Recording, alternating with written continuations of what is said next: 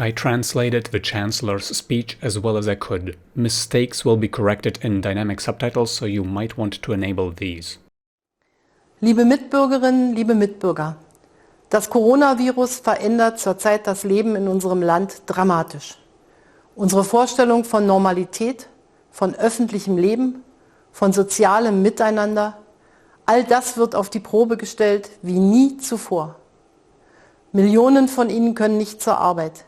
Ihre Kinder können nicht zur Schule oder in die Kita. Theater und Kinos und Geschäfte sind geschlossen. Und was vielleicht das Schwerste ist, uns allen fehlen die Begegnungen, die sonst selbstverständlich sind.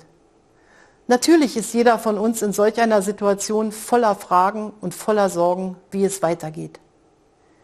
Ich wende mich heute auf diesem ungewöhnlichen Weg an Sie, weil ich Ihnen sagen will, was mich als Bundeskanzlerin und alle meine Kollegen in der Bundesregierung in dieser Situation leitet. Das gehört zu einer offenen Demokratie, dass wir die politischen Entscheidungen auch transparent machen und erläutern, dass wir unser Handeln möglichst gut begründen und kommunizieren, damit es nachvollziehbar wird. Ich glaube fest daran, dass wir diese Aufgabe bestehen, wenn wirklich alle Bürgerinnen und Bürger sie als ihre Aufgabe begreifen.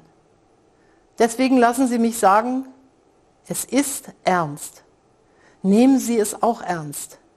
Seit der deutschen Einheit, nein, seit dem Zweiten Weltkrieg, gab es keine Herausforderung an unser Land mehr, bei der es so sehr auf unser gemeinsames, solidarisches Handeln ankommt.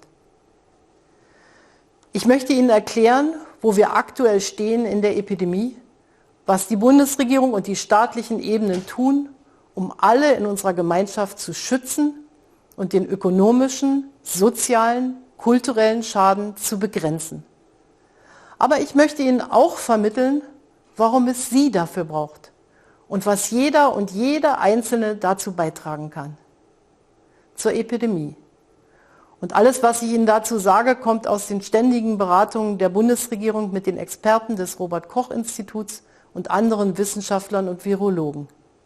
Es wird weltweit unter Hochdruck geforscht, aber noch gibt es weder eine Therapie gegen das Coronavirus noch einen Impfstoff. Solange das so ist, gibt es nur eines, und das ist die Richtschnur all unseren Handelns: die Ausbreitung des Virus zu verlangsamen, sie über die Monate zu strecken und so Zeit zu gewinnen. Zeit, damit die Forschung ein Medikament und einen Impfstoff entwickeln kann, aber vor allem auch Zeit, damit diejenigen, die erkranken, bestmöglich versorgt werden können. Deutschland hat ein exzellentes Gesundheitssystem, vielleicht eines der besten der Welt. Das kann uns Zuversicht geben. Aber auch unsere Krankenhäuser wären völlig überfordert, wenn in kürzester Zeit zu viele Patienten eingeliefert würden, die einen schweren Verlauf der Corona-Infektion erleiden. Das sind nicht einfach abstrakte Zahlen in einer Statistik, sondern das ist ein Vater oder Großvater, eine Mutter oder Großmutter, eine Partnerin oder Partner. Es sind Menschen. Und wir sind eine Gemeinschaft, in der jedes Leben und jeder Mensch zählt. Ich möchte mich bei dieser Gelegenheit zuallererst an alle wenden, die als Ärzte oder Ärztinnen im Pflegedienst oder in einer sonstigen Funktion in unseren Krankenhäusern und überhaupt im Gesundheitswesen arbeiten. Sie stehen für uns in diesem Kampf in der vordersten Linie. Sie sehen als Erste die Kranken und wie schwer manche Verläufe der Infektion sind. Und jeden Tag gehen Sie aufs Neue an Ihre Arbeit und sind für die Menschen da. Was Sie leisten, ist gewaltig. Und ich danke Ihnen von ganzem Herzen dafür. Also, es geht darum, das Virus auf seinem Weg durch Deutschland zu verlangsamen. Und dabei müssen wir, das ist existenziell, auf eines setzen: das öffentliche Leben, soweit es geht, herunterzufahren. Natürlich mit Vernunft und Augenmaß, denn der Staat wird weiter funktionieren, die Versorgung wird selbstverständlich weiter gesichert sein und wir wollen so viel wirtschaftliche Tätigkeit wie möglich bewahren. Aber alles, was Menschen gefährden könnte, alles, was dem Einzelnen, aber auch der Gemeinschaft schaden könnte, das müssen wir jetzt reduzieren. Wir müssen das Risiko, dass der eine den anderen ansteckt, so begrenzen, wie wir nur können. Ich weiß, wie dramatisch schon jetzt die Einschränkungen sind. Keine Veranstaltungen mehr, keine Messen, keine Konzerte und vorerst auch keine Schule mehr. Keine Universität, kein Kindergarten, kein Spiel auf einem Spielplatz. Ich weiß, wie hart die Schließungen, auf die sich Bund und Länder geeinigt haben, in unser Leben und auch unser demokratisches Selbstverständnis eingreifen. Es sind Einschränkungen, wie es sie in der Bundesrepublik noch nie gab. Lassen Sie mich versichern, für jemanden wie mich, für die Reise- und Bewegungsfreiheit ein schwer erkämpftes Recht waren, sind solche Einschränkungen nur in der absoluten Notwendigkeit zu rechtfertigen. Sie sollten in einer Demokratie nie leichtfertig und nur temporär beschlossen werden. Aber sie sind im Moment unverzichtbar, um Leben zu retten. Deswegen sind seit Anfang der Woche die verschärften Grenzkontrollen und Einreisebeschränkungen zu einigen unserer wichtigsten Nachbarländer in Kraft. Für die Wirtschaft, die großen Unternehmen genau wie die kleinen Betriebe, für Geschäfte, Restaurants, Freiberufler ist es jetzt schon sehr schwer. Und die nächsten Wochen werden noch schwerer. Ich versichere Ihnen, die Bundesregierung tut alles, was sie kann, um die wirtschaftlichen Auswirkungen abzufedern und vor allem um Arbeitsplätze zu bewahren. Wir können und werden alles einsetzen, was es braucht, um unseren Unternehmen und Arbeitnehmern durch diese schwere Prüfung zu helfen. Und alle können sich darauf verlassen, dass die Lebensmittelversorgung jederzeit gesichert ist. Und wenn Regale einen Tag mal leergeräumt sind, so werden sie nachgefüllt. Jedem, der in den Supermärkten unterwegs ist, möchte ich sagen, Vorratshaltung ist sinnvoll, war es im Übrigen immer schon, aber mit Maß. Hamstern, als werde es nie wieder etwas geben, ist sinnlos und letztlich vollkommen unsolidarisch. Und lassen Sie mich auch hier Dank aussprechen an Menschen, denen zu selten gedankt wird. Wer in diesen Tagen an einer Supermarktkasse sitzt oder Regale befüllt, der macht einen der schwersten Jobs, die es zurzeit gibt.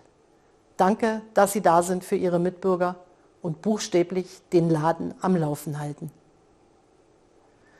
Jetzt zu dem, was mir heute das Dringendste ist. Alle staatlichen Maßnahmen gingen ins Leere, wenn wir nicht das wirksamste Mittel gegen die zu schnelle Ausbreitung des Virus einsetzen würden. Und das sind wir selbst. So wie unterschiedslos jeder von uns von dem Virus betroffen sein kann, so muss jetzt auch jede und jeder helfen. Zuallererst, indem wir ernst nehmen, worum es heute geht. Nicht in Panik verfallen, aber auch nicht einen Moment denken, auf ihn oder sie komme es doch nicht wirklich an. Niemand ist verzichtbar. Alle zählen. Es braucht unser aller Anstrengung. Das ist, was eine Epidemie uns zeigt. Wie verwundbar wir alle sind, wie abhängig von dem rücksichtsvollen Verhalten anderer, aber damit eben auch, wie wir durch gemeinsames Handeln uns schützen und gegenseitig stärken können. Es kommt auf jeden an. Wir sind nicht verdammt, die Ausbreitung des Virus passiv hinzunehmen. Wir haben ein Mittel dagegen. Wir müssen aus Rücksicht voneinander Abstand halten. Der Rat der Virologen ist ja eindeutig. Kein Handschlag mehr, gründlich und oft die Hände waschen, mindestens 1,5 Meter Abstand zum Nächsten und am besten kaum noch Kontakte zu den ganz Alten, weil sie eben besonders gefährdet sind. Ich weiß, wie schwer das ist, was da von uns verlangt wird. Wir möchten gerade in Zeiten der Not einander nah sein. Wir kennen Zuwendung als körperliche Nähe oder Berührung. Doch im Augenblick ist leider das Gegenteil richtig. Und das müssen wir wirklich alle begreifen. Im Moment ist nur Abstand Ausdruck von Fürsorge. Der gut gemeinte Besuch, die Reise, die nicht hätte sein müssen, das alles kann Ansteckung bedeuten und sollte jetzt wirklich nicht mehr stattfinden. Es hat seinen Grund, warum die Experten sagen, Großeltern und Enkel sollten nicht zusammenkommen. Wer unnötige Begegnungen vermeidet, hilft allen, die sich in den Krankenhäusern um täglich mehr Fälle kümmern müssen. So retten wir Leben. Das wird für viele schwer und auch darauf wird es ankommen. Niemanden allein zu lassen. sich um die zu kümmern, die Zuspruch und Zuversicht brauchen. Wir werden als Familien und als Gesellschaft andere Formen finden, einander beizustehen. Schon jetzt gibt es viele kreative Formen, die dem Virus und seinen sozialen Folgen trotzen. Schon jetzt gibt es Enkel, die ihren Großeltern einen Podcast aufnehmen, damit sie nicht einsam sind. Wir alle müssen Wege finden, um Zuneigung und Freundschaft zu zeigen. Skypen, Telefonate, Mails und vielleicht mal wieder Briefe schreiben. Die Post wird ja ausgeliefert. Man hört jetzt von wunderbaren Beispielen von Nachbarschaftshilfe für die Älteren, die nicht selbst zum Einkaufen gehen können. Ich bin sicher, da geht noch viel mehr und wir werden als Gemeinschaft zeigen, dass wir einander nicht allein lassen. Ich appelliere an Sie. Halten Sie sich an die Regeln, die nun für die nächste Zeit gelten. Wir werden als Regierung stets neu prüfen, was sich wieder korrigieren lässt, aber auch, was womöglich noch nötig ist. Dies ist eine dynamische Situation und wir werden in ihr lernfähig bleiben, um jederzeit umdenken und mit anderen Instrumenten reagieren zu können. Auch das werden wir dann erklären. Deswegen bitte ich Sie, glauben Sie keinen Gerüchten, sondern nur den offiziellen Mitteilungen, die wir immer auch in viele Sprachen übersetzen lassen. Wir sind eine Demokratie. Wir leben nicht von Zwang, sondern von geteiltem Wissen und Mitwirkung. Dies ist eine historische Aufgabe und sie ist nur gemeinsam zu bewältigen. Dass wir diese Krise überwinden werden, dessen bin ich vollkommen sicher. Aber wie hoch werden die Opfer sein?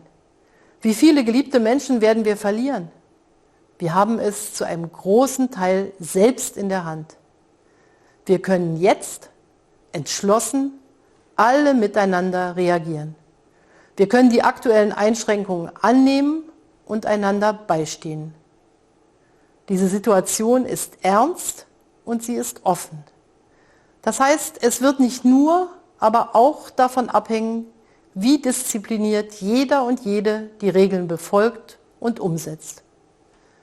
Wir müssen, auch wenn wir so etwas noch nie erlebt haben, zeigen, dass wir herzlich und vernünftig handeln und so Leben retten. Es kommt ohne Ausnahme auf jeden Einzelnen und damit auf uns alle an. Passen Sie gut auf sich und auf Ihre Liebsten auf. Ich danke Ihnen.